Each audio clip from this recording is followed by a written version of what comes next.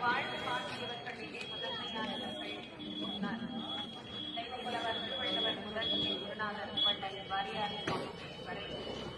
பல பல கோடான கோடி ஞானியர்களும் மேதைகளும் தியாகிகளும் மகான்களும் ஆவார்கள். ஆகவே மனிதர்களினுடைய வாழ்க்கையிலே லட்சியம் குறிக்கோள் என்பதெல்லாம் மிக மிக இன்றியமையாத உன்னதமான சிறப்புக்குரிய ஒரு இன்பமயமான இந்த உலகத்திலே நமக்கு பொருள் புரியக்கூடிய தெய்வங்கள் பல தெய்வங்களை நாம் வழிபட்டாலும் அந்த தெய்வங்களில் எல்லாம் அதீதமான நலன்களை நமக்கு வாரி வாரி வழங்க